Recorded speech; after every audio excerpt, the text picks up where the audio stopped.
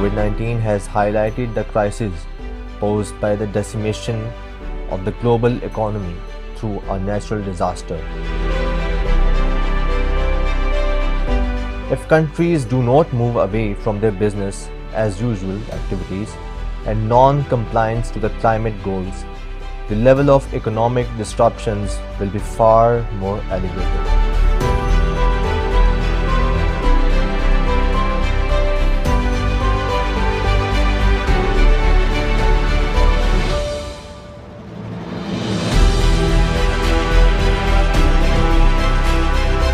In the backdrop of COVID-19 have supported green recovery for many countries that entered the crisis with already high debt levels.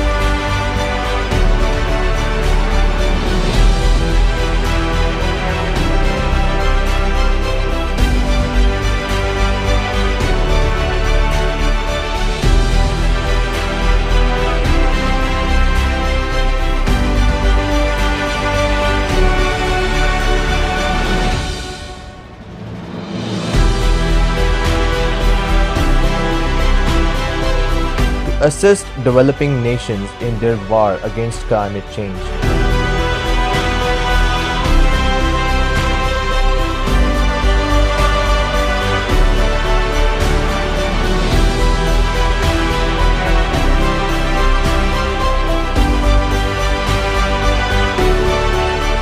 Countries and businesses are looking for net zero targets by cutting carbon.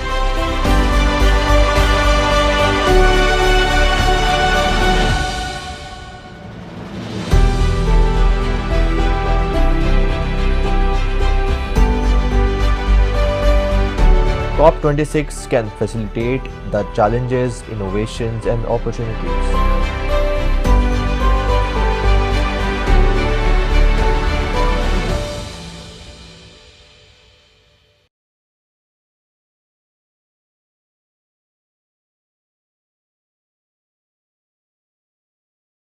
The event is the Planet Budapest 2021 Sustainability Expo and Summit.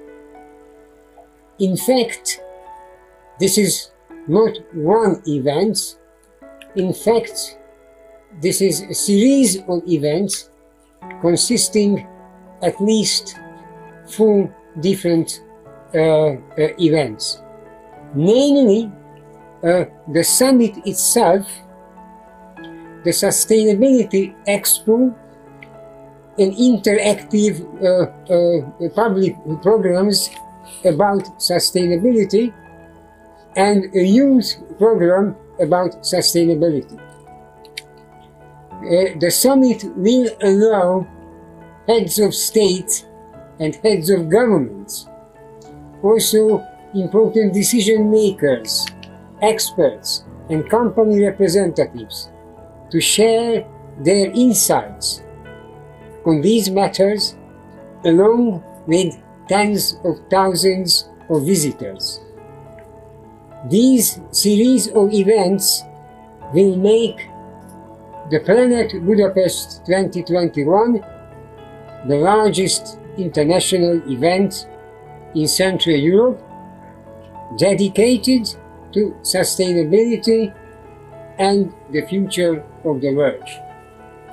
I would like to give some remarks about this Planet Budapest. As we know that there is no Planet B. This is the only planet that we have got, and it's up to us whether we save it for our future generations, a livable planet, or we want to leave our future generations in a planet with no water, with no natural resources, with no fresh air to breathe, with no oxygen, and full of carbon dioxide and carbon monoxide, ozone layer gases. To me, this initiative is very timely, and it has a macro implication, and it has a meso and a micro implication. The macro implication is that this summit is being hosted straight after COP26, which would be held in Glasgow from 31st of October to 12th of November. 195 countries, they would gather there, they would make their pledges for ecosystem restoration, for curbing the carbon dioxide emission and increase in temperature to pre-industrial level. So right after this summit, that would provide some sort of practical guideline and way forward. So if in Glasgow the international community would be meeting to discuss theory of climate change, I can see that the expo here, it would give us some practical guidance on how to adopt some of the things that we have been discussing in Glasgow as part of our NDC's nationally determined contributions to reduce carbon dioxide emission. I kindly ask His Excellency Béla Fazekas and Dr. Abid Qayyum Suleri to hand over the certificate to the winner of the essay writing competition, Miss Fatma Baksam.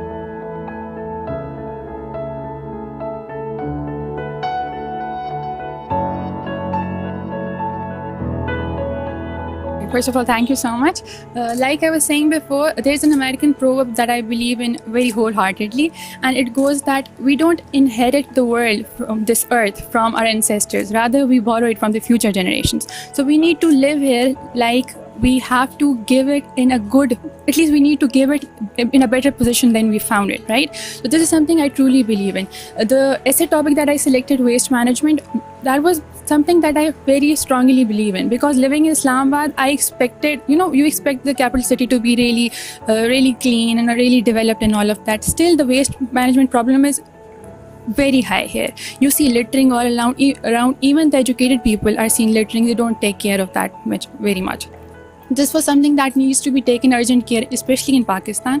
People need to be more responsible toward the planet, toward this earth. Obviously, they just don't have to clean the home. That is the perspective that needs to change, that the whole earth is your home and you need to take care of it all together. And obviously, one by one, when we join hands, we can make a better world together. And inshallah, that is the whole point of this Planet Budapest as well.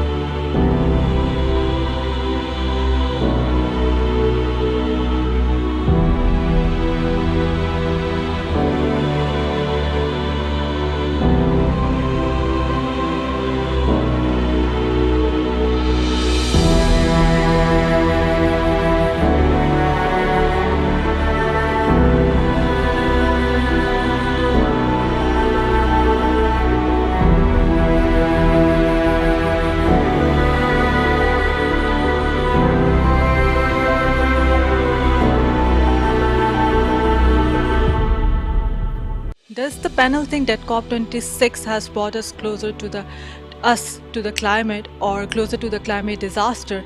What do you think? Is it a failure or a progress? And what are the demerits and the merit of this COP26 and the way forward? Well, we know that in the global diplomacy, things they don't move that easily, and especially on climate change, things they creep.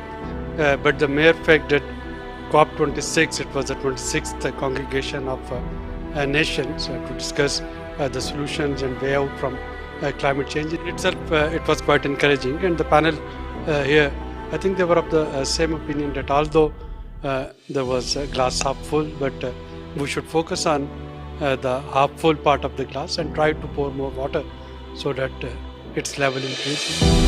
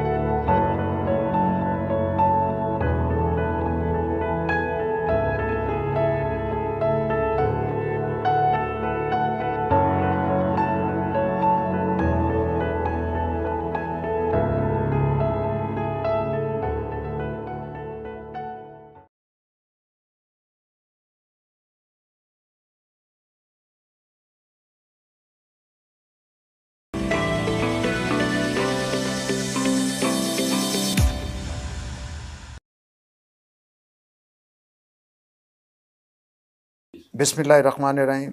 آج ہم اپنے programme کے ساتھ جو ہے وہ احسن اقبال صاحب جو کہ سیکرٹری جنرل ہیں پاکستان مسلم لیگ نون کے اور بڑا وسیع پارلیمانی تجربہ رکھتے ہیں اور لوکل باڈی سسٹم پر بھی پی ایم ایل این کے حوالے سے ان کا موقف جو ہے وہ ہم جانیں گے کہ پی ایم ایل این جو ہے وہ یہ جو ریفارمز ہونے جا رہی ہیں اور اس میں لوکل باڈیز کے جو تینوں ٹیئرز ہیں کونسلز ہیں ان میں بہتر کوارڈینیشن ٹرانسپیرنسی اور اس کو امپاور کرنے کے حوالے سے پی ایم ایل این جو ہے وہ کیا نقطہ نظر رکھتی ہے.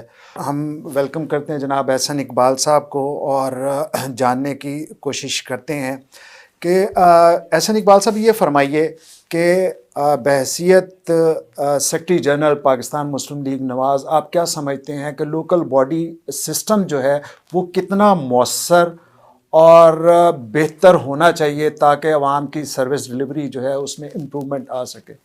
بسم اللہ الرحمن الرحیم. دیکھیے سب سے پہلے تو میں یہ کہوں گا کہ کوئی بھی ڈیموکریٹ یا کوئی بھی انسان جو جمہوریت پہ یقین رکھتا ہو اسے جمہوریت کے تینوں ستونوں کو تسلیم کرنا پڑتا ہے. جمہوریت کی جو عمارت ہے اس کا پہلا ستون بلدیاتی ادارے ہیں یا مقامی ادارے ہیں.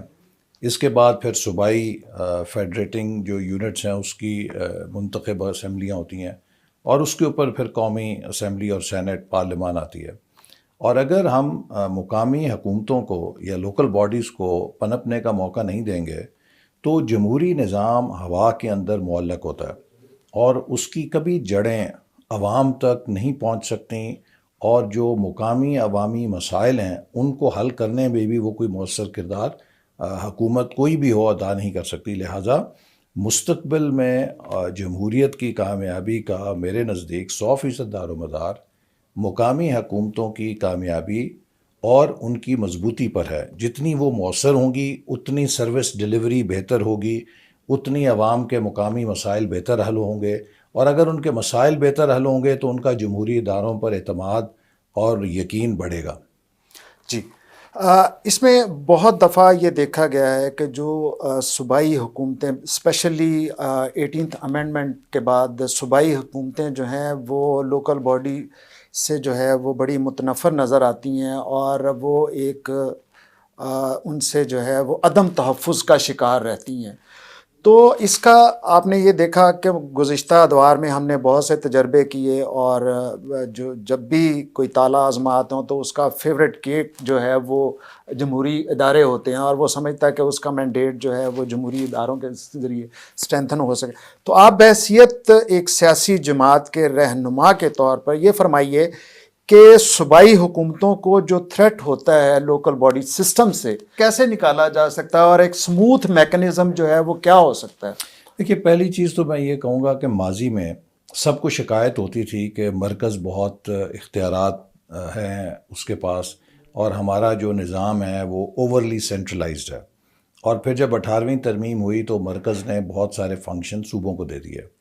اب اس وقت صورتحال یہ ہے کہ صوبے اوور سینٹرلائز ہو چکے ہیں اور صوبوں کی کیپیسٹی نہیں ہے کہ وہ اتنے اختیارات کو بخوبی ڈسچارج کر سکیں اور عوام تک سروس ڈلیوری کر سکیں. اس لیے ڈیولوشن کا جو 18ویں ترمیم میں ہوئی منطقی اس کا اگلا قدم یہ تھا کہ صوبوں سے مقامی حکومتوں تک ڈیولوشن کرتے، ڈیوالو کرتے، ڈی سینٹرلائز کرتے، اضلاع کے اوپر جو حکومتیں ہیں ان کو مؤثر کرتے. لیکن صوبوں نے اب اپنے آپ کو اوورلی سینٹرلائز کر لیا ہے اور وہاں پہ میرے نزدیک جو بیوروکریسی ہے وہ نہیں چاہتی کہ ان اختیارات کو وہ نیچے کی طرف تفویض کرے، چونکہ ان کے پاس پورے صوبے کے اختیارات ہیں، پوسٹنگز ہیں، ٹرانسفرز ہیں، بجٹس ہیں، تو وہ چاہتے ہیں کہ ان کو وہ استعمال کریں.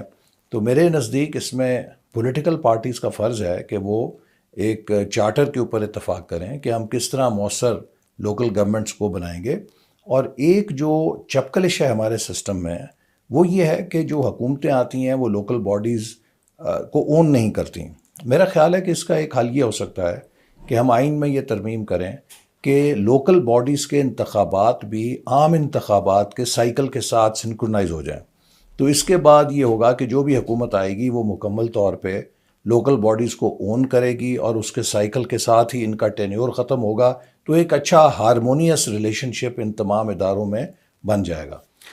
فائنینشیل اٹانومی کے حوالے سے لوکل باڈیز کو ہمیشہ تحفظات رہے ہیں اور کوئی پراپر جو ہے وہ اس کا میکنزم نہ ہونے کی وجہ سے ان کا خیال ہوتا ہے کہ ہم کام نہیں کر رہے, ڈیولپمنٹ ورک جو ہے وہ اس طرح سے نہیں ہو رہا جس طرح منتخب نمائندگان چاہ رہے ہیں. تو آپ کے نزدیک اس کا بہتر حل یا سلوشن کیا ہو سکتا ہے؟ دیکھیے, ہمارے مرکز میں تو نیشنل فائنانس کمیشن موجود ہے جس کے ایوارڈ کے ذریعے وفاقی وسائل جو ہیں وہ صوبوں میں تقسیم ہوتے ہیں. کاغذوں کے اندر صوبوں کے اندر بھی پروونشل فائنانس کمیشن ہے, لیکن وہ اس قدر مؤثر نہیں ہے. میں سمجھتا ہوں کہ پروونشل فائنانس کمیشن کے اندر لوکل باڈیز کے نمائندوں کو مؤثر نمائندگی ہونی چاہیے اور ایک منصفانہ تقسیم ہونی چاہیے وسائل کی صوبوں کے اندر, تاکہ لوکل باڈیز جو ڈیولپمنٹ اسکیمز ہیں, عوامی مسائل ہیں, ان کو حل کرنے کے لیے اپنا کردار ادا کر سکیں. اسی طرح جو چیز ہمارے ملک میں کمی ہے وسائل کے حوالے سے, وہ یہ ہے کہ ہماری صوبائی حکومتیں اور لوکل باڈیز نے اپنے ٹیکسیشن کے نظام کو بھی نہیں ڈیولپ کیا, کہ جو سروس ڈیلیوری کے حوالے سے لوگوں کو آپ کچھ فیس چارج کر سکتے ہیں یا ٹیکس ریونیو لے سکتے ہیں, اس کی کیپیسٹی بھی نہیں ہے.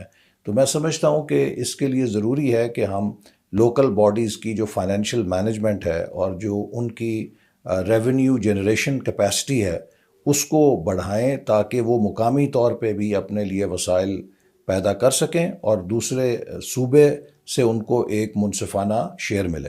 جی جناب, اس میں ایک اور چیز جو ہے وہ بڑی رہتی ہے کہ جہاں فنڈز کا معاملہ آتا ہے, سروس ڈیلیوری کا معاملہ آتا ہے, وہاں ٹرانسپیرنسی جو ہے اور اختیارات کی تقسیم کی جو ہے وہ بہت زیادہ بات کی جاتی ہے, اور اس پر جو ہے وہ صوبائی حکومت جو ہے وفاقی حکومتوں سے اور وفاقی حکومتیں صوبائی حکومتوں سے اور پھر مقامی حکومتیں آپس میں جو ہے وہ ایک سما خراشی کا جو ہے وہ رویہ رہتا ہے. تو اس کے لیے پی ایم ایل این جو ہے وہ کیا سوچتی ہے کہ اس کو کیسے امپروو کیا جا سکتا ہے تاکہ کنفلکٹ آف انٹرسٹ جو ہے وہ نہ ہو سکے؟ دیکھیے, اس کا تو سب سے مؤثر طریقہ یہی ہے کہ یہ تمام ادارے آپس میں ایک کنسنسس کے ساتھ سسٹمز ایوالو کریں, اور اس سسٹم میں جو کم سے کم آپس میں کانفلکٹ ہونا چاہیے, ہارمنی ہونی چاہیے.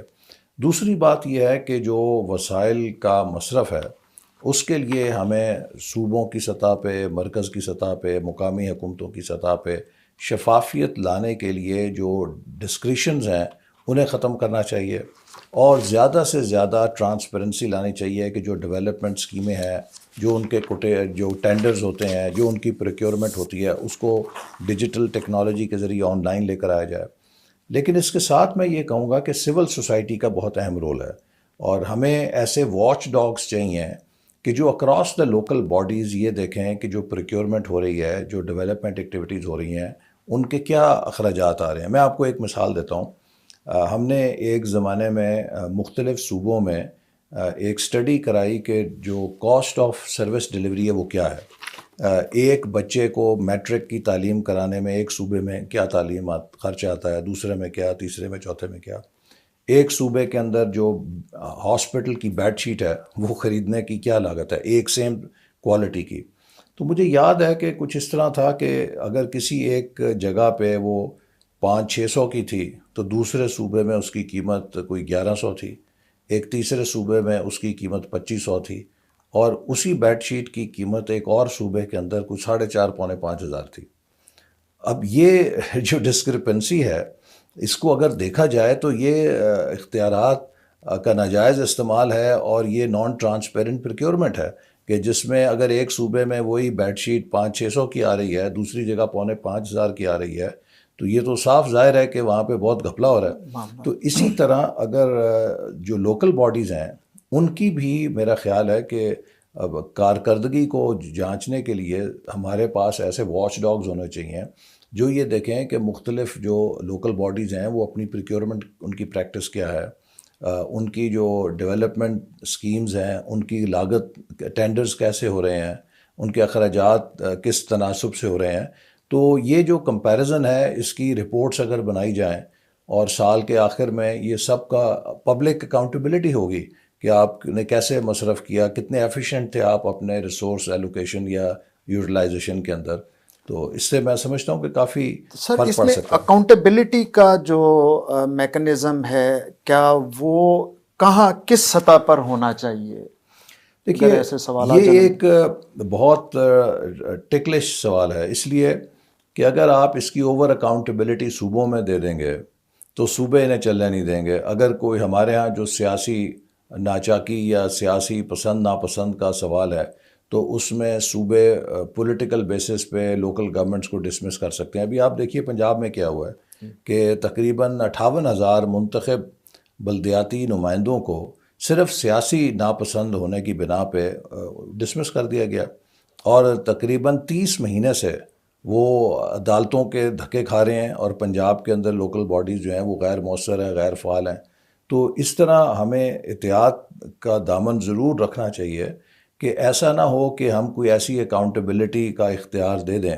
مثال کے طور پہ اگر صوبائی حکومت کسی کے خلاف کوئی کارروائی کرتی ہے تو پھر اسے بجائے یہ کہ انتظامی اختیار بنایا جائے، اس کے لیے لازم ہونا چاہیے کہ وہ اس کا ایک ریفرنس بنا کے عدالت میں پیش کرے کہ جی یہ ہمارے پاس ثبوت ہے، اس نے کرپشن کی ہے، یہ مس گورننس کر رہے ہیں، اس لیے ہم اس لوکل گورنمنٹ کو ڈسمس کر رہے ہیں. وہ ایک لوکل گورنمنٹ کی اومبڈسمین ہو سکتا ہے. لوکل گورنمنٹ کے حوالے سے ایک خصوصی عدالت بنائی جا سکتی ہے جو لوکل گورنمنٹس کی اکاؤنٹیبلٹی کے حوالے سے شکایات کو دیکھے اور جانچے. لیکن اگر یہ ایگزیکٹو ڈومین میں ہوگا تو اس بات کا خدشہ موجود رہے گا کہ یہ مس یوز ہوگی اتھارٹی. اچھا احسن صاحب یہ فرمائیے کہ ہمارے چاروں صوبوں کے جو مقامی پولیٹیکل ڈائنامکس جو ہیں ان میں فرق ہے، جیسے کے پی ہے، بلوچستان ہے، سندھ ہے، پنجاب ہے.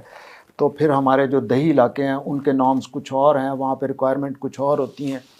تو اس حوالے سے آپ کیا سمجھتے ہیں کہ پی ایم ایل این جو ہے اس کے پاس کیا اسٹریٹجی ایسی ہوگی تاکہ سب لوکل کونسلز جو ہیں ان کو انٹیگریٹ کیا جا سکے اور ان کی امپرومنٹ جو ہے وہ سروس ڈیلیوری میں ہو سکے تاکہ وہ اچھے طریقے سے پرفارم کر سکیں؟ اور دوسرا اس میں یہ کہ اس میں فردر وفاق اور صوبے اس کو کس طرح اسٹرینتھن کر سکتے ہیں تاکہ وہ انڈیپینڈنٹلی اپنا رول جو ہے وہ پلے کر سکیں؟ دیکھیے ابھی تک جو ایک ہمارے سامنے تجربہ ہے وہ یہ ہے کہ ہماری جو انتظامیہ ہے وہ لوکل گورنمنٹ سے بہت خائف ہے، اور وہ اپنے اختیارات کو بہت سختی کے ساتھ پروٹیکٹ کرتی ہے، اور وہ نہیں چاہتی کہ لوکل گورنمنٹ سے اختیارات لیں.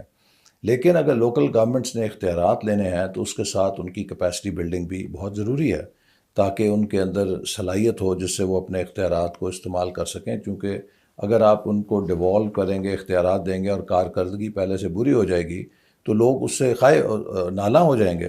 تو میرا خیال ہے کہ ایک بہت بڑا چیلنج لوکل گورنمنٹس میں یہ ہے جس پہ صوبائی اور وفاقی حکومت کو کام کرنا چاہیے کہ جو لوکل گورنمنٹ کی ایڈمنسٹریشن کی کیپیسٹی ہے اسے کس طرح انہانس کیا جا سکے. باقی یہ چونکہ ایک صوبائی معاملہ ہے، ہر صوبے کے اپنے مخصوص حالات ہوتے ہیں، اس کے پیش نظر وہ اس میں کچھ گنجائش رکھ سکتے ہیں کہ وہ اپنے حالات کے مطابق اپنے صوبے کی جو ثقافتی سیاسی امپیریٹیوز ہیں اس کی روشنی میں اپنا نظام وضع کریں. لیکن اس کے جو براڈ پیرامیٹرز ہیں وہ یہی ہونے چاہیے کہ ان کا جو کردار ہے، جو ان کی بیسک ان کا رول ہے، وہ کسی طرح سے کمتر نہ ہو پائے، اس کو سبڈیو نہ کیا جائے، اس کو اوور لیپ نہ کیا جائے، یا اس کے اوپر صوبائی حکومت جو ہے بیجا مداخلت نہ کرے. انہیں فلی امپاور ہونے چاہیے کہ وہ اپنے اختیارات کو استعمال کر سکیں مقامی مسائل کو حل کرنے کے لیے. اور اب میں آپ کو بتاؤں کہ ہم چونکہ خود پبلک ریپرزنٹیٹیو ہیں،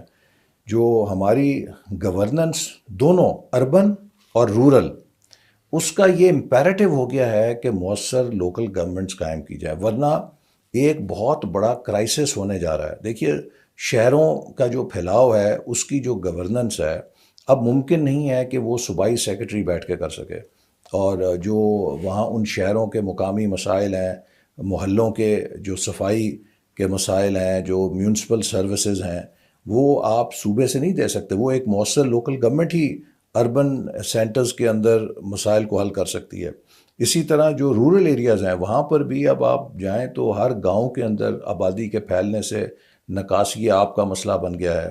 وہاں پہ گھر گھر لڑائیاں ہو رہی ہیں کہ ڈیولپمنٹ جو ہو رہی ہے اس کے بعد بیسک جو سروسز ہیں وہ کہاں سے آئیں گی, صاف پانی کیسے آئے گا, وہاں پہ جو سیوریج ہے اس کا نکاس کدھر ہوگا, اس کے اوپر لوگ ایک دوسرے کے ساتھ گلیاں بند کرتے ہیں, کوئی گزرگاہ نہیں دیتا. جو پرانے پونڈس تھے, تالاب تھے, وہ سب بھر چکے ہیں آبادی کے دباؤ کی وجہ سے یا قبضوں کی وجہ سے. تو ان کو بھی اگر آپ نے مقامی سطح پہ دیہات میں, قصبوں میں صفائی کو انشور کرنا ہے, میونسپل سروسز دینی ہے, تو وہ وہاں کے مقامی نمائندے ہی مؤثر طور پہ کر سکتے ہیں. نہ کوئی ایم پی اے کر سکتا ہے, نہ کوئی ایم این اے کر سکتا ہے, اور نہ کوئی اسلام آباد یا صوبائی دارالحکومت میں بیٹھا عہدے دار یا سیکرٹری ان کو ادا کر سکتا ہے. سر ہم نے ابھی پینڈیمک سے نکلے ہیں, پوری طرح سے ابھی نہیں نکل پائے, جس طرح کووڈ-19 میں کو جو ہے وہ ہم نے فیس کیا ہے. تو اس میں دیگر بھی وبائی امراض اور وبائی امراض سے علاوہ سماجی مسائل جیسے مقامی سطح پر مہنگائی ہے, شارٹیج ہے, تو کیا آپ سمجھتے ہیں کہ اس میں لوکل باڈیز کا رول جو ہے وہ مؤثر ہو سکتا ہے ان چیزوں کو کنٹرول کرنے میں؟ اور ہمارے پاس چلیں پنجاب میں تو لوکل باڈی سسٹم اس پینڈیمک میں نہیں تھا, معطل تھا, جیسے سندھ میں ہے, کے پی میں ہے, تو وہاں پر آپ اس کو کیسے ایویلیویٹ کرتے ہیں کہ وہ کتنا مؤثر ہو سکتا ہے؟ دیکھیے اس وقت تو پورے ملک میں ہی تقریباً جو لوکل گورنمنٹ کا سسٹم ہے وہ غیر فعال ہے, لیکن میں سمجھتا ہوں کہ کسی بھی وبائی مرض کے اندر یا کسی بھی ایسی پینڈیمک کے اندر لوکل باڈیز ہی مؤثر ہو سکتی ہیں, اس لیے کہ اس کی ریچ گراس روٹ تک ہے. اس کے جو نمائندے ہیں وہ کمیونٹیز کے اندر جڑیں رکھتے ہیں, چاہے ان تک کوئی سروسز پہنچانی ہے یا ان کے اندر اویئرنیس پھیلانی ہے. ان دونوں کے حوالے سے جو مین ایجنٹ آف چینج ہو سکتا ہے وہ کسی بھی M N A M P A کے نسبت وہاں کا جو مقامی کاؤنسلر ہے, وہاں کا جو مقامی لوکل گورنمنٹ کا نمائندہ ہے, وہ زیادہ مؤثر ہو سکتا ہے. اور میں سمجھتا ہوں کہ یہ آپ نے جب پنجاب میں ڈینگی آئی تو اس وقت دیکھا کہ کس طرح مؤثر طریقے سے ڈینگی کا مقابلہ کیا گیا, اور اس کے بعد اس کے فالو اپ میں جو لوکل گورنمنٹس تھیں وہ مسلسل وہاں پہ میونسپل سروسز کے ذریعے صفائی ستھرائی کا خیال رکھتی تھیں, اسپرے بر وقت ہوتا تھا, جس سے ہم نے ڈینگی پہ قابو پا لیا تھا. لیکن اب جب کہ یہ ہماری لوکل گورنمنٹس نہیں ہیں تو کوئی ادارے ایسے نہیں ہیں کہ جو وہاں پہ اچھا کام کر سکیں. اب ایڈمنسٹریٹر جو لگائے جاتے ہیں وہ سرکاری افسر ہیں, ان کی کوئی پبلک اکاؤنٹیبلٹی نہیں ہے. وہ آج ہے 6 مہینے بعد نہیں ہے, اس کو وہاں سے کوئی جواب دہی نہیں ہے. لیکن جو مقامی وہاں کا نمائندہ ہوتا ہے اس کو کمیونٹی اکاؤنٹیبل ہولڈ کرتی ہے, اس سے جواب لینا چاہتی ہے, اس سے وہ کارکردگی کے نتائج لینا چاہتی ہے. لہٰذا وہ اس پبلک اکاؤنٹیبلٹی کے عوض اپنی جان مارتا ہے, لوگوں کے لیے وہاں پہ انشور کرتا ہے کہ کوئی بارش ہوئی ہے تو پانی نہ کھڑا ہو, ان کی گلیاں نالیاں صاف ہوں, وہاں پہ وبائی امراض کے لیے جو بر وقت اقدامات ہیں پریونشن کے وہ اٹھائے جائیں. تو اس لیے میرے نزدیک لوکل گورنمنٹس ہی اس قسم کے پینڈیمکس میں سب سے مؤثر ٹیئر آف گورنمنٹ ہو سکتا ہے. ایسا صاحب یہ فرمائیے کہ ہمارے جو لوکل گورنمنٹ ریپرزنٹیٹیو ہوتے ہیں ڈفرینٹ ایئرز میں, جو کہ تحصیل پہ, لوکل لیول پہ, پھر تحصیل میں یا ٹاؤن میں, اور پھر ڈسٹرکٹ لیول پہ جو پرفارم کر رہے ہوتے ہیں, کیا ہماری اس میں امپلیمنٹیشن اور سروس ڈلیوری کے دوران ایک ان کی کیپیسٹی کا بھی معاملہ ہوتا ہے کہ ان کی کیپیسٹی بلڈنگ جو ہے وہ ہو, سرکاری مشینری کو کیسے یوٹیلائز کر سکے؟ اور اس حوالے سے اس میں یہ بھی کائنڈلی ایڈ کر دیجئے کہ اس پر سیاسی جماعتوں کی کیا ذمہ داری ہونی چاہیے کہ وہ اپنے مقامی نمائندگان کے چناؤ میں کیا کرائیٹیریا رکھ سکتے ہیں. جس طرح صوبے اور وفاق میں جو پارلیمانی بورڈ ہوتے ہیں وہ اس کا جائزہ لیتے ہیں اور پھر جو ہے اس کی کینڈیڈیچر جو ہے وہ فائنل کرتے ہیں, تو مقامی حکومتوں میں کے لیے جو ہے وہ کیسے آپ سوچتے ہیں؟ یہ دیکھیے ابھی حال ہی میں کنٹونمنٹ بورڈ کے انتخابات ہوئے ہیں, تو اس میں ہماری جماعت نے بھی پارلیمانی بورڈ تشکیل دیے تھے, جنہوں نے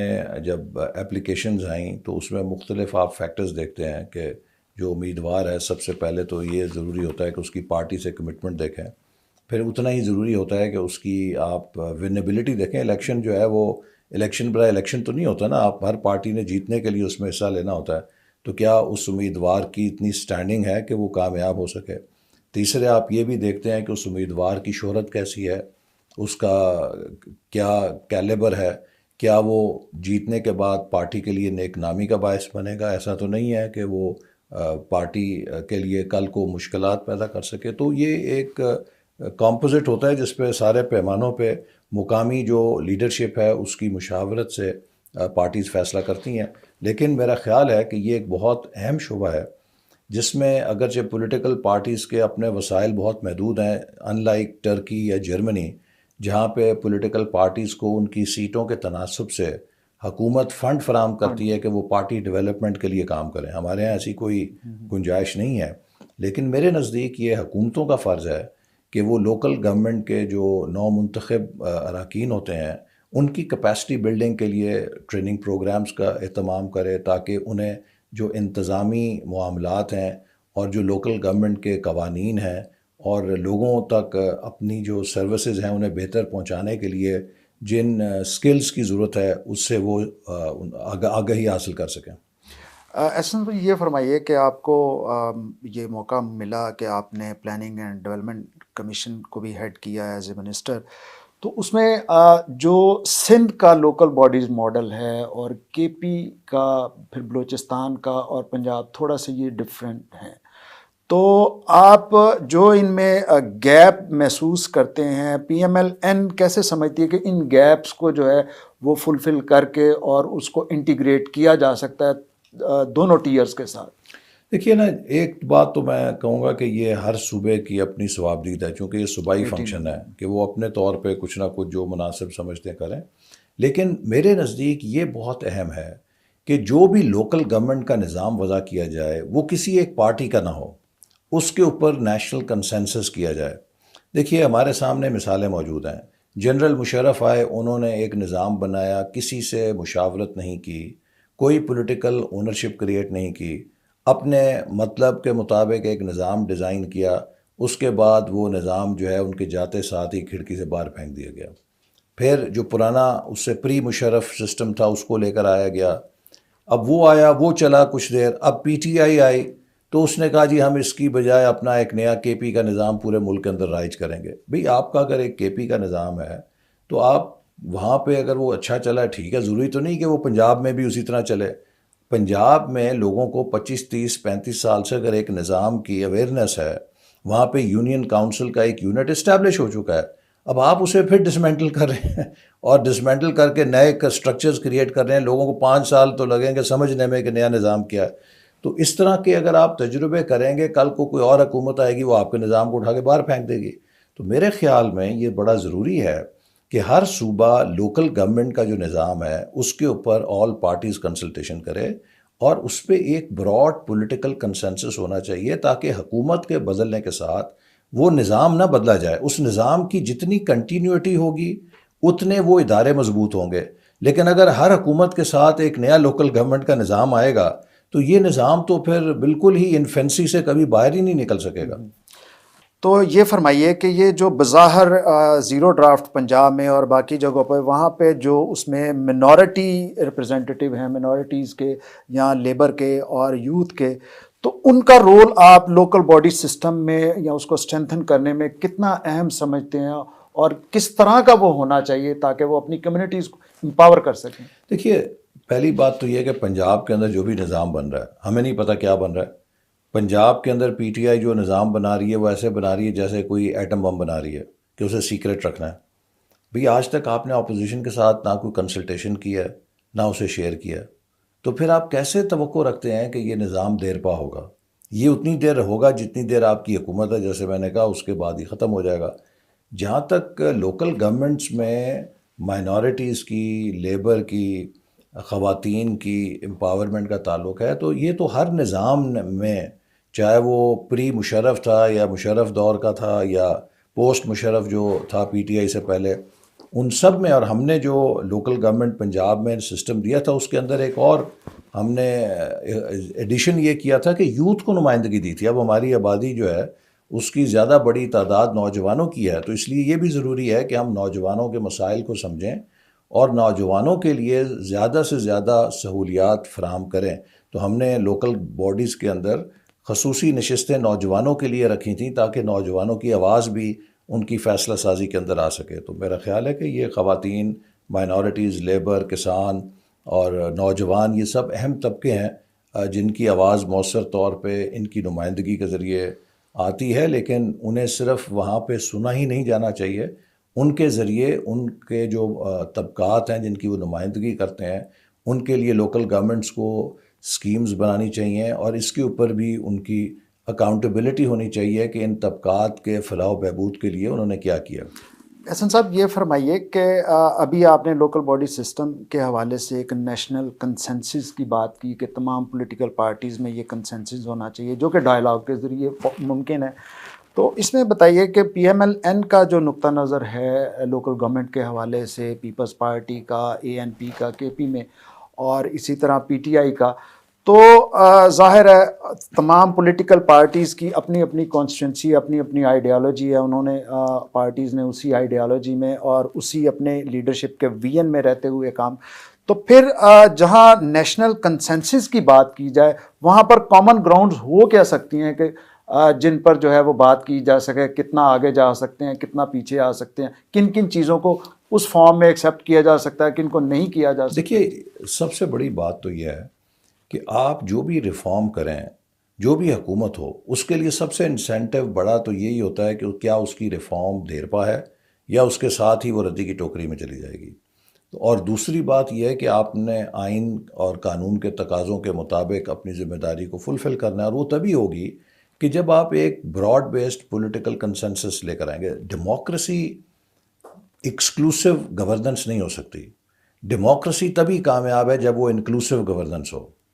لیکن اگر آپ اپوزیشن کو اور دیگر جماعتوں کو سمجھیں گے کہ وہ اس نظام کا حصہ نہیں ہے، تو یہ ایسی ہی مثال ہے کہ جیسے آپ جمہوریت کی گاڑی کی ون ویلنگ کر رہے ہیں۔ جمہوریت کی گاڑی کے دو پہیے ہیں، ایک حکومت اور ایک اپوزیشن، لیکن اگر آپ گاڑی کو ایک ویل کے اوپر چلانے کی کوشش کریں گے تو یا آپ کا چلان ہوگا یا آپ کا ایکسیڈنٹ ہوگا۔ تو اس میں سر اب بھی آپ کیا تجویز کرتے ہیں کہ صوبائی حکومتیں جو ابھی چل رہی ہیں ان کو کیا سٹیپ لینے چاہیے کہ ان کو مزید اور زیادہ جو ہے وہ مؤثر انداز میں پرفارم کرنے کا موقع مل سکے، اور ان کے پاس یہ جو بھی لوکل باڈی سسٹم آئے یا ریپرزینٹیٹیو آئیں ان کے پاس ایک لیجیٹیمیٹ کور ہو، تاکہ کوئی بھی آنے والا جو بھی اقتدار میں آتا ہے تو وہ اپنی مرضی کے مطابق اس کے عام ٹویسٹ نہ کرے یا ان کو جیسے آپ نے فرمایا اٹھا کے میں سمجھتا ہوں کہ ایک تو یہ کسی درجے میں الیکشن کمیشن کا بھی فرض ہے کہ وہ چونکہ ان کی اب ذمہ داری ہے بلدیاتی الیکشن کرانے، تو وہ بھی کسی نہ کسی درجے میں سیاسی جماعتوں کو اعتماد میں لیں کہ جو ڈسٹرکٹ لیول پہ یا مقامی سطح پہ انتخابات ہوں گے ان کے حوالے سے ان کی کیا اونرشپ ہے اور اس کے لیے کیا ضابطۂ اخلاق ہوگا۔ لیکن اس سے پہلی بات یہ ہے کہ اب چونکہ نئے انتخابات ہونے جا رہے ہیں مختلف صوبوں میں، تو یہ ذمہ داری ہر صوبائی حکومت کی ہے کہ وہ اپنی صوبائی اسمبلی کی سطح پہ اپنی اپوزیشن کو اور دیگر جماعتوں کو اعتماد کے اندر لے اور اس پہ کنسنسس کریٹ کرے۔ اگر وہ کنسنسس کریٹ نہیں کریں گے تو یہ نظام، میں نے جیسے پہلے کہا، اتنی ہی دیر لاسٹ کرے گا جتنی دیر یہ حکومت لاسٹ کرے گی، اس کے بعد نظام بدل جائے گا۔ تو بار بار نظام بدلنے سے نظام مضبوط تو نہیں ہوگا، وہ کمزور ہی رہے گا ہمیشہ۔ فردر سر آپ اس میں اگر لوکل باڈی سسٹم کوئی بھی آتا ہے، بھلے کسی پہ بھی کنسنسس ہو، تو آپ کیا سجیسٹ کرتے ہیں ان کی پرائرٹیز جو ہیں وہ کیا ہونی چاہیے لوکل باڈی ریپرزینٹ، تاکہ ان کو میکسیمم اپنے جو کانسٹیٹوئنسیز ہیں یا پبلک ہے ان کو ریلیف دے سکیں؟ دیکھیے اس وقت تو ہم نے حکومت میں جب تھے تو لوکل گورنمنٹس کو ایک اونرشپ دینے کی کوشش کی تھی سسٹینیبل ڈیولپمنٹ گولز کی۔ جو ایس ڈی جیز ہیں یہ بڑے امپورٹنٹ ہیں کسی بھی ملک کی ترقی کے لیے، یہ قومی گولز ہیں، یہ بین الاقوامی ایجنڈا نہیں ہے، یہ ہر ملک کی ترقی کا اپنا ایجنڈا ہے۔ اور میں سمجھتا ہوں کہ ہمیں لوکل گورنمنٹس کو ایس ڈی جیز کے ٹارگٹس کو میٹ کرنے کے لیے، انہیں اچیو کرنے کے لیے بھرپور طور پہ امپاور کرنا چاہیے۔ بہت شکریہ جی احسن اقبال صاحب، آپ نے بڑا کمپریہنسو جو ہے وہ لوکل باڈی سسٹم پر جو ہے گفتگو کی، اپنی پارٹی کے نقطہ نظر کی روشنی میں اور اپنی لیڈرشپ کے ویژن کے، تو ہم آپ سے مشکور ہیں اور اجازت چاہیں گے۔ بہت شکریہ جی، اللہ حافظ۔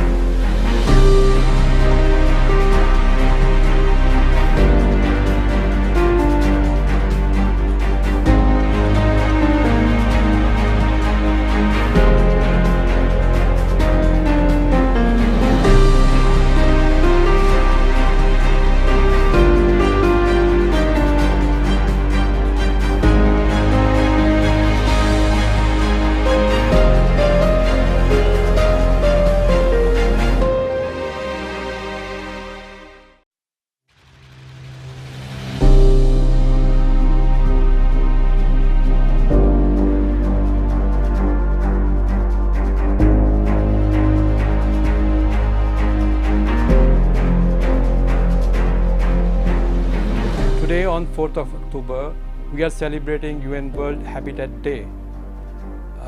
Since 1986, we are celebrating this day for highlighting the issues of urban development, particularly focus on housing for the poor and homeless, integration of slum areas into the urban planning and development. Later, the focus has shifted towards inclusive gender role in urban planning and access to health, water and sanitation facilities and climate change.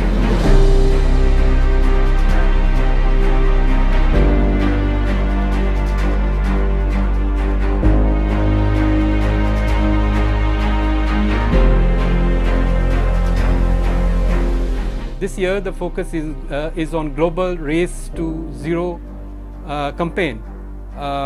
About 70% of global carbon dioxide emissions is coming from urban economic sectors of transport, construction, industrial and energy consumptions.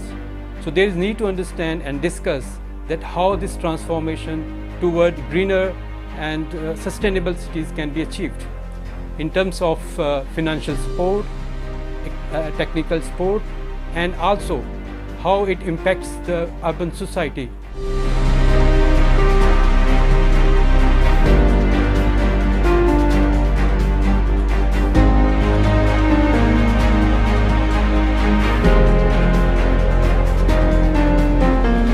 On this day, there is need to discuss that how this zero carbon campaign can be achieved, particularly for the developing countries, because they have limited financial and technical capacities.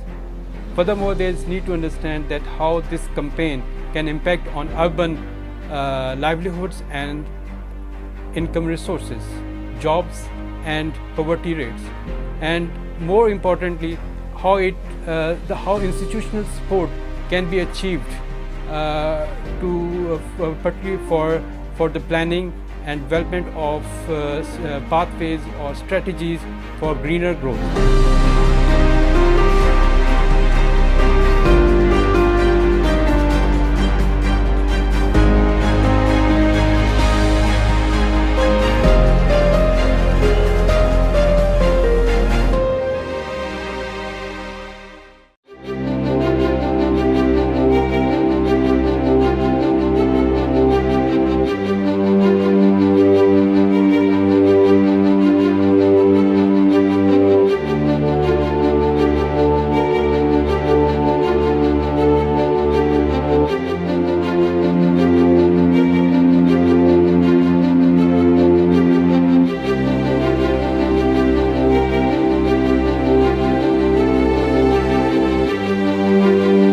Food insecurity is one of the major problems facing Pakistan. We know that almost 1/3 of its population at some time of the year faces some form of food insecurity. Now, with this food insecurity, Pakistan also faces a problem of food loss and food waste. Food loss is the loss of food from harvest to retailer, and food waste is a wastage of food from consumers and in household, in businesses, in restaurants. Now, in a country where a significant population is facing food insecurity, I think food loss and food waste is a criminal neglect. And we know that both of these losses and wastage, they do occur in our food systems, in our food production system, in our food consumption system. And that's where sustainable development goal of sustainable production and consumption, that becomes quite important, not only to tackle hunger and poverty, but also to change our mindset and change our behaviors.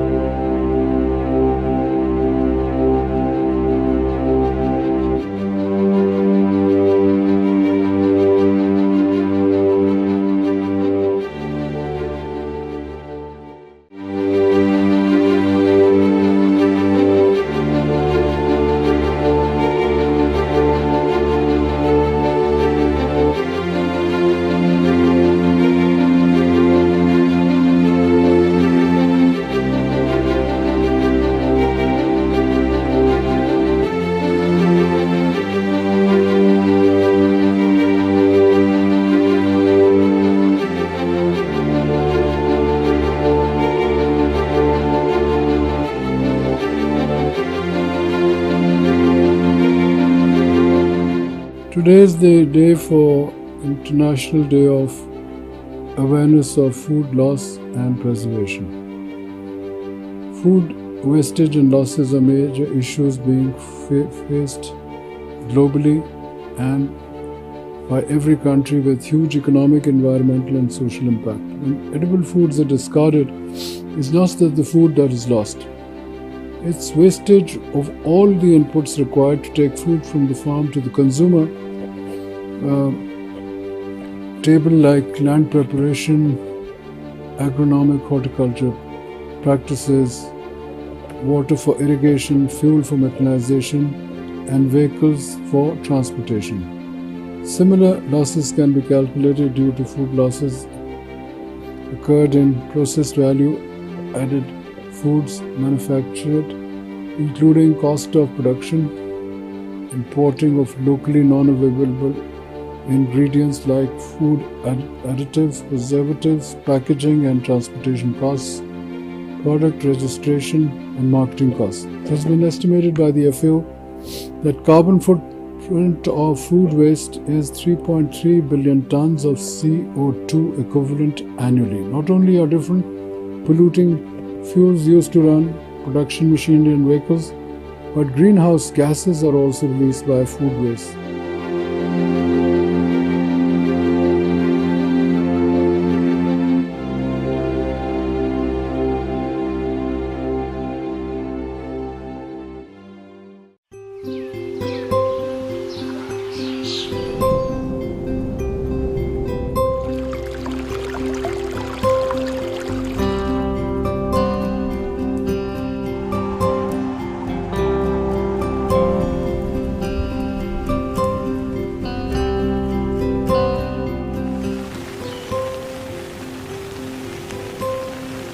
یہ زمین جس پہ ہم رہ رہے ہیں یہ ایک بہت بڑی نعمت ہے اور اس زمین کو ہر طرح کی آلودگی سے پاک رکھنا ہمارا فرض ہے، اس لیے کہ زمین سے زندگی جڑی ہوئی ہے اور ہم یہاں سانس لیتے ہیں. جتنی پاکیزہ فضا ہوگی، انوائرمنٹ ہوگا، اتنی بہتر سانس ہم لے سکیں گے.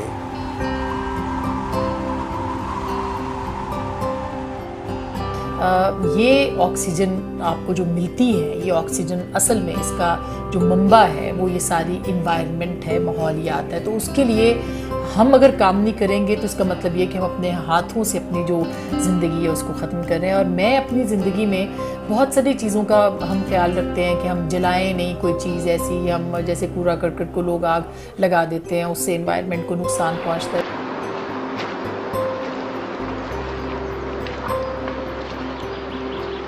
And I would urge all of you to plant as many trees as possible. I would urge all of you to keep this planet clean and green for our future generations, to live a healthy life here.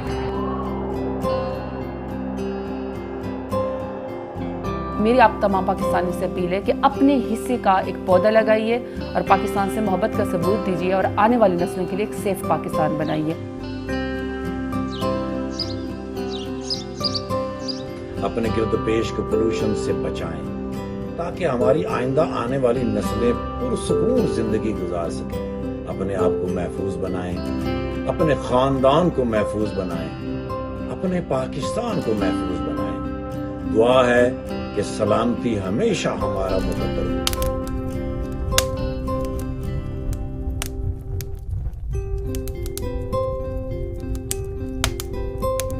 لوگ صاحب استطاعت ہیں جن کے پاس گاڑیاں ہیں، please maintenance کا خیال رکھیں کیونکہ کاربن ایمیشن جتنا کم ہوگا ہمارا ماحول ہماری آلودگی کم ہوگی. زمین کا احسان ہے ہم پہ، کوشش ضرور کریں اس کا خیال رکھیں. یہ اگر آپ خیال رکھیں گے یہ تو پہلے ہی خوبصورت ہے، مزید خوبصورت ہے.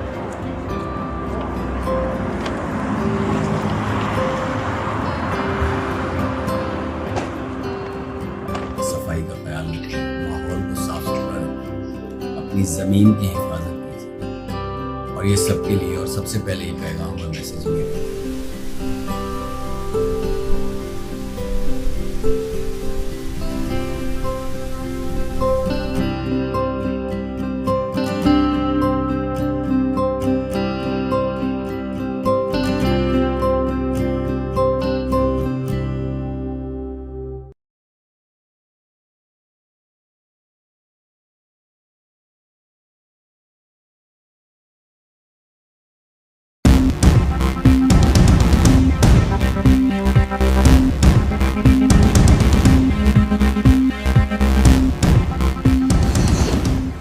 Welcome to SDTV bulletin. मैं हूं आपकी होस्ट सादिया सिद्दी और आज के बुलेटिन में मैं आपके साथ शेयर करूंगी ई-कॉमर्स पॉलिसीज के बारे में,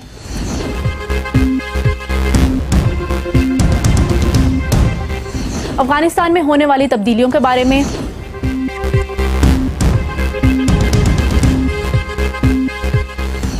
B3W और BRA मंसूबों के बारे में,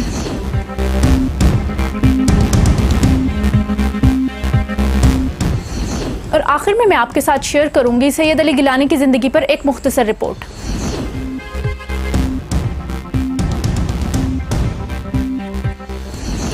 मुल्की मईशत की बहाली और तरक्की के सफ़र में इंडस्ट्री का एक बुनियादी किरदार होता है। बैनुल-अक़वामी तजारत के नए माहौल में इंटरनेट को एक गैर मामूली हैसियत हासिल हो चुकी है। डिजिटल मईशत और ई-कॉमर्स के हवाले से SMEs के लिए बहुत से नए मौके पैदा हो रहे हैं।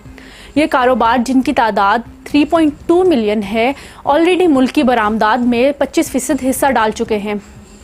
आइए इस हवाले से SDPI ने एक वेबिनार मुनक्कद किया, इसमें हम जानते हैं माहिरीन की राय। A lot has already been said. One is really our own motivation to what we would like to get out of a discussion or a series of discussion like this. So as we see it, there's a lot happening and the government has really done very well, as pointed out by Ms. Aisha Moriani as well as Dr. Tawqir Shah. And I think what we can do is to support as best as possible and sort of also reduce duplicity of work here. I'd just like to, thank you for inviting me from the private sector side. I'd just like to start with sort of laying a bit of information out regarding the National E-Commerce Council. This is a spearhead within the National E-Commerce Policy. It was formed on the basis of that and is led by the Ministry of Commerce. And the E-Commerce Policy has 7 pillars. Afghanistan में इंसानी बहरान और ग़िज़ाई अदम तहफ़्फ़ुज़ की सूरत हाल से बचने के लिए बैनुल-अक़वामी बरादरी की तरफ से मौसर किरदार अदा करने की ज़रूरत है। अमरीकी इन्हराह के बाद अफ़गानिस्तान आज वहीं खड़ा है जहां वो 20 साल पहले था। आलमी माहिरीन का मानना है कि अफ़गानिस्तान की बिगड़ती सूरत हाल के पेश नज़र 90% से ज़ायद लोग ग़ुरबत की लकीर से नीचे चले गए हैं, जिसमें ख़वातीन और बच्चों की तादाद ज़्यादा मुतासिर हुई है। इस हवाले से आइए देखते हैं हमारे माहिरीन की क्या राय है। Well, actually, a lot have been said about some of the problems which is being faced by Afghanistan. That's true that the situation has developed very fast, and nobody has expected that change would come so quickly. Although the war has been going on in Afghanistan for 20 years, I think the Americans who invaded Afghanistan way back in 2001. It was a very chaotic entry into war. And I think much more chaotic has been the exit from the war. And if you examine actually what happened over the last 20 years, it gives a very scary situation of Afghanistan. We are just talking as it is happening now. But look actually what is the situation after 20 years of war. And Americans have spending about $1 trillion in the war effort. And look actually what is the condition of the people of Afghanistan over this year. According to reports, 72% of Afghans are living below poverty line. The Dutch foreign minister was here last night. The German foreign minister was here a day before. We are expecting the British foreign minister also. And so our plea to them is that we must continue the international humanitarian development effort over there. Because if we don't, then in any case, there's going to be a situation where people are going to be running. Already I hear that about 600,000 people or 650,000 people are internally displaced. गुज़िश्ता दहाई से आलमी मंजरनामा जिस तेज़ी से बदल रहा है वो किसी B3W समिट के दौरान मंजर आम पर आने वाला G7 से ढका छुपा नहीं है। मंसूबे का हम पल्ला BRI मंसूबा, जिसे आलमी मुबसरीन चाइना का समझ रहे हैं, किसी हद तक काबिल अमल है और पाकिस्तान का इस हवाले से क्या हिकमत अमली है, आइए हम नज़र डालते हैं हमारे माहिरीन की क्या राय है। It's it's not a black and white that, you know, this country is our best friend and this country is we you know, our rival, we can't engage with them. And I think when we talk about China, and there have been conversations about China in this webinar before I joined, the best example to learn from is China. China doesn't see eye to eye in its geopolitical interests with the United States and vice versa. However, the United States and China are the biggest trade partners in the world. Similarly, the trade between China and India is 10 times the economic partnership that we have, that Pakistan has with China.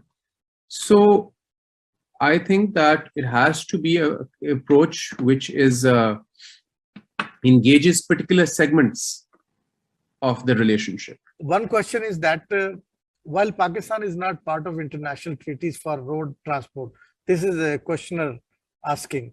I guess we are of some treaties, but not all.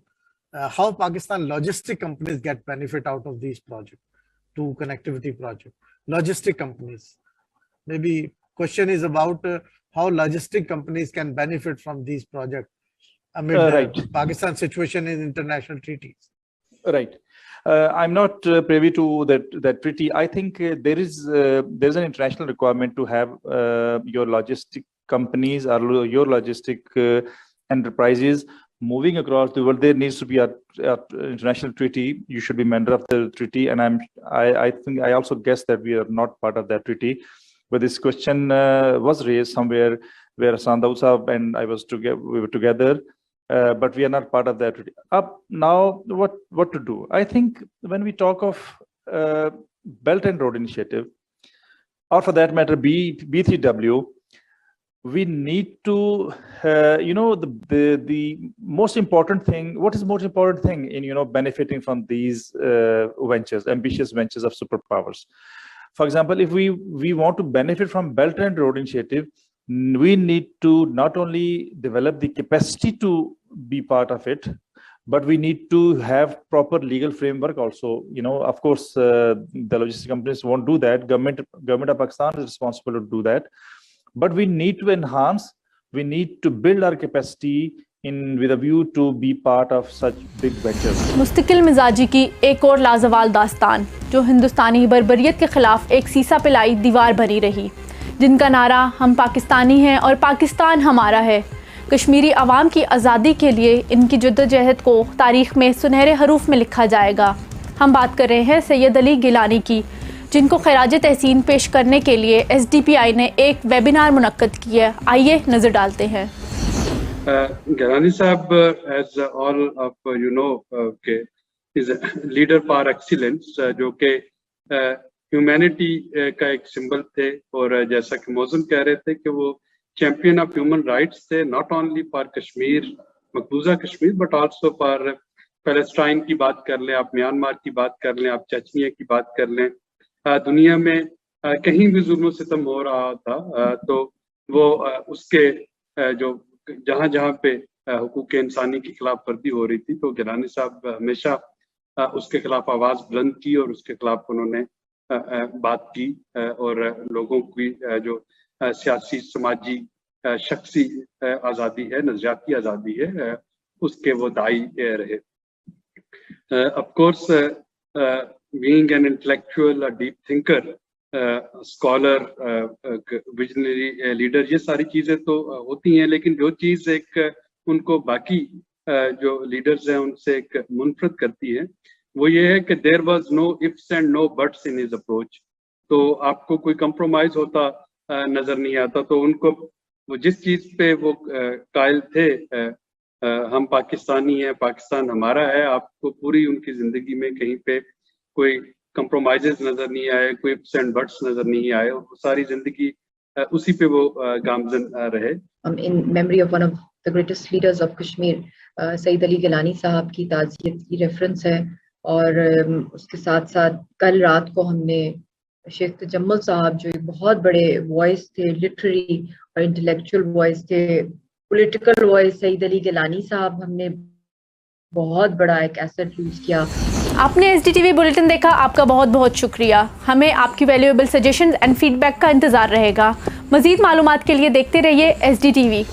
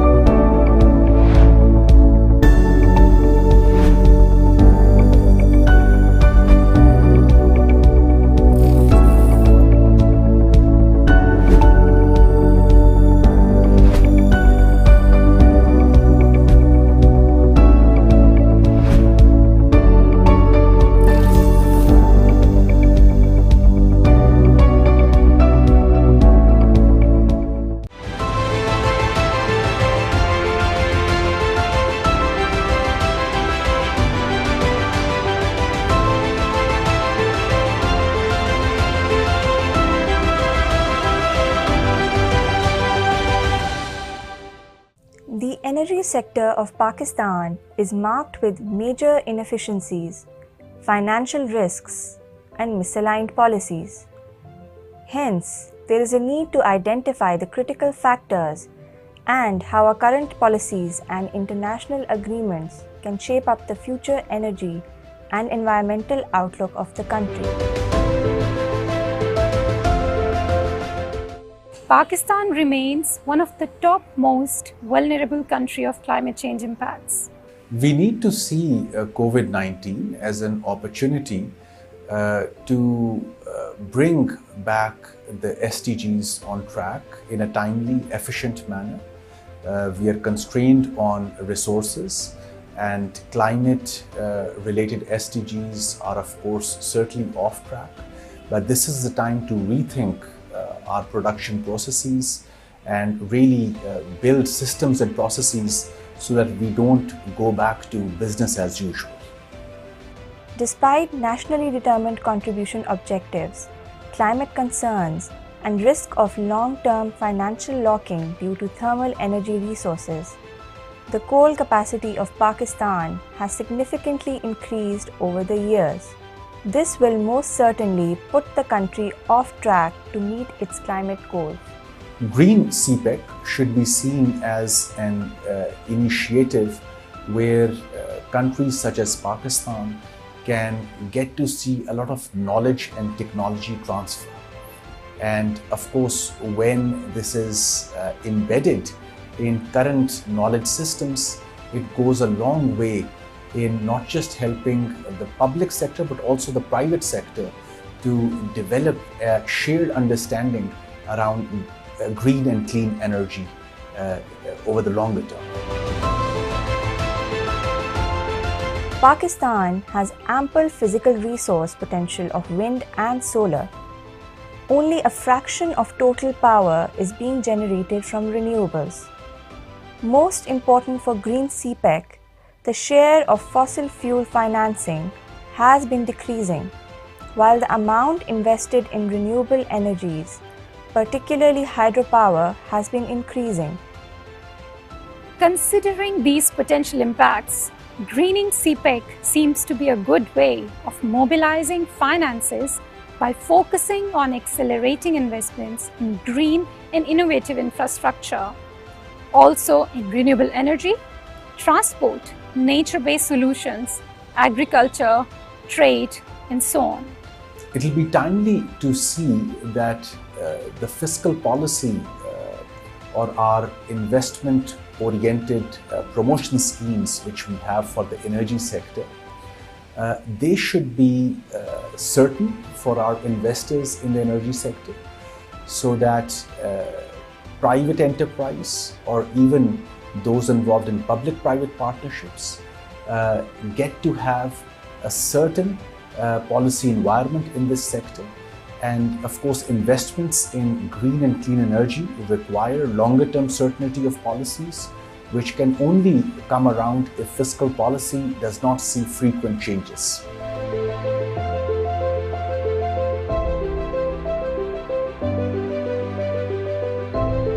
diversification of financial resources, along with awareness and capacity building in financial institutions, can ensure the availability of green finance and green stimulus. If this is to become a broader trend for Chinese overseas investments, we would need clear and stringent policy guidelines from both China and Pakistan.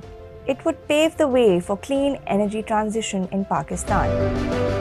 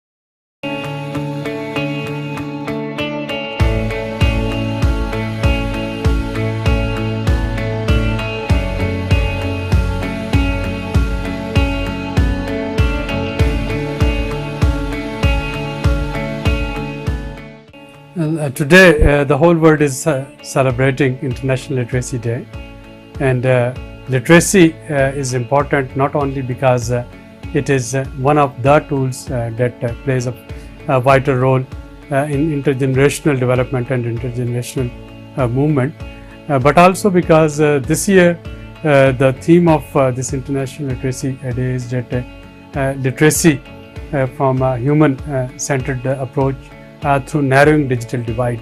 And this is very relevant to Pakistan. In Pakistan, we have seen that apart from millions of children, out of school children, COVID-19 that forced many million more children not to be able to take part in physical classrooms. And that on one hand was a good news for the areas which were deprived of infrastructure, where education could have been taken in classroom, could have been taken through smart devices and digital technology.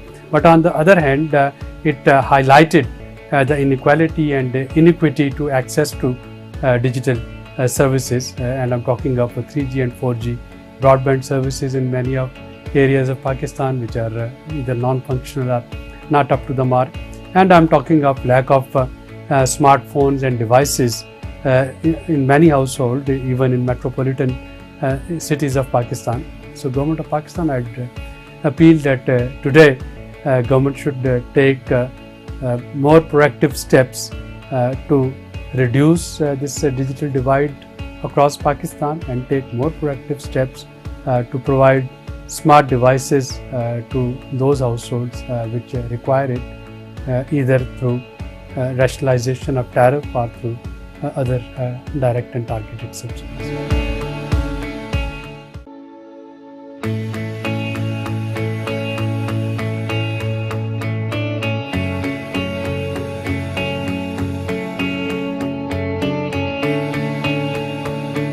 Literacy Day reminds us of our commitment towards education-related sustainable development goals under the Agenda 2030.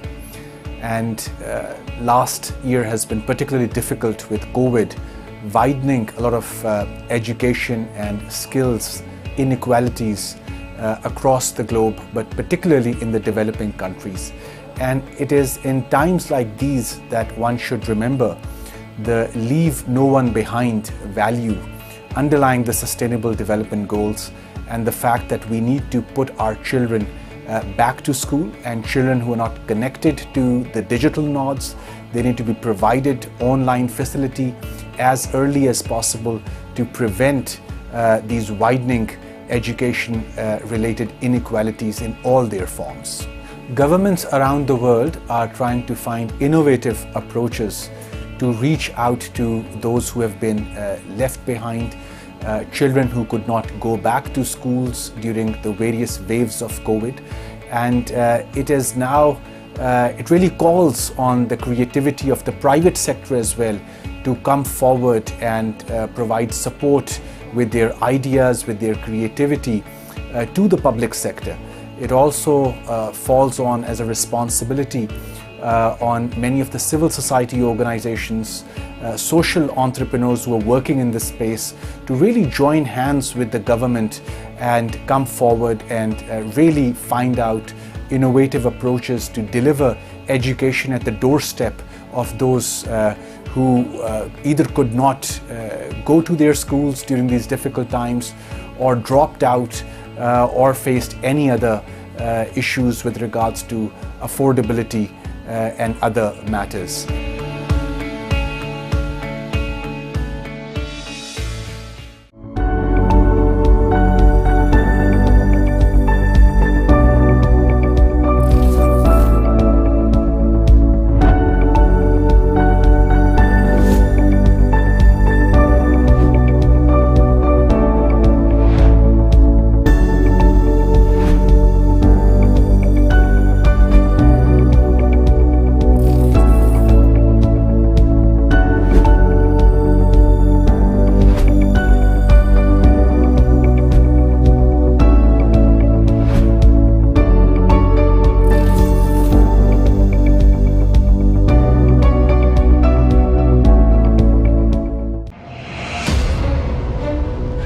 Coal-based power generation and coal mining, that has some irreversible environmental footprints. Drought in district Tharpakas is happening from decades now. It is not a new phenomenon over there, and it is of course because of climate change.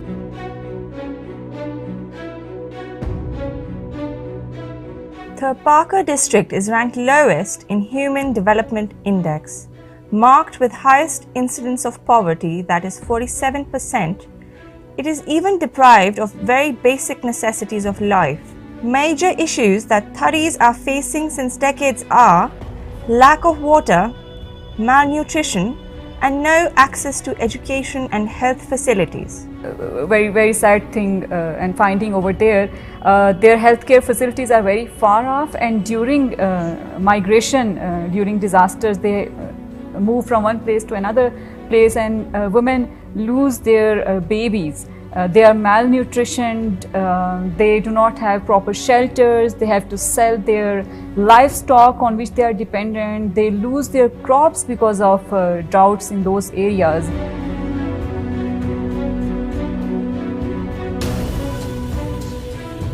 In recent years, the discovery of the 7th largest coal reserves in Thar, that is the Thar coal field, have been a game changer that has brought about socio-economic prosperity to the local residents. These developments are going to result in an increase in job creation for the region. More economic opportunities are expected, but these will also lend important health and education benefits to those who are living in this locality. These coal reserves are being exploited to provide cheap sources of alternate energy for economic prosperity for Pakistan under China-Pakistan Economic Corridor.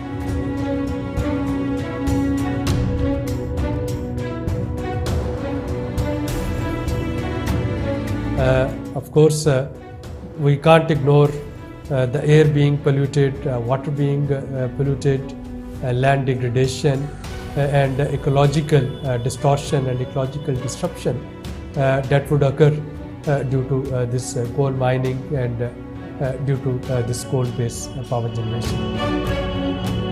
This substantial investment in coal mining and power plants is not only the major source of mounting emissions of greenhouse gases in the country, along with large environmental and social costs, but also a substantial risk to Chinese investment. We believe that China and Pakistan, through their renewed commitments to renewable energy, they can create a win-win situation here by greening and cleaning the energy generation projects up under CPEC and making the best use of available technologies that China now has for cleaner and greener energy generation. Recently, China has announced to scale up its intended national determined contributions by adopting more vigorous policies and measures. It has also announced to have CO2 emissions peak before 2030 and achieve carbon neutrality before 2060. Pakistan, on its end, has recently approved Alternate and Renewable Energy Policy 2019. The policy identifies that the country needs to have a 20% renewable energy generation capacity by 2025 and at least 30% by 2030.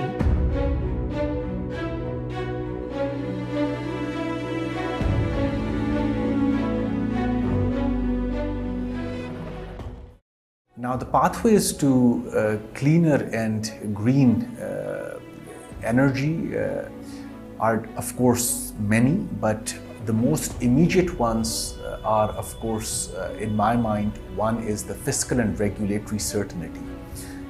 We need to have policies which are there for the medium to longer term, so that both private sector and public sector can work hand in hand, and they understand the benefits of doing this together.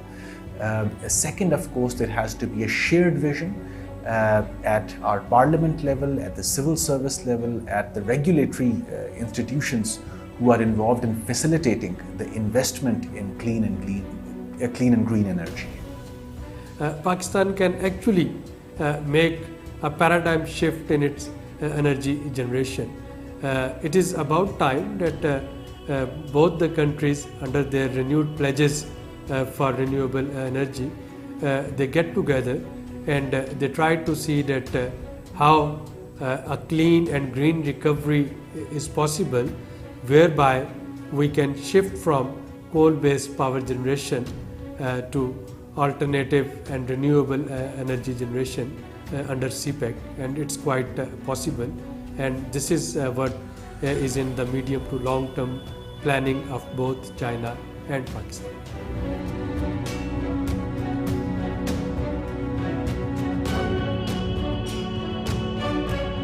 It is apparent to realize that the energy cooperation and response to the twofold challenges of climate change and clean and green energy security is a mutual aspiration of both countries. And due to the current prominence of CPEC, we feel that the time is right to reach out and forge new alliances for mutually beneficial progress.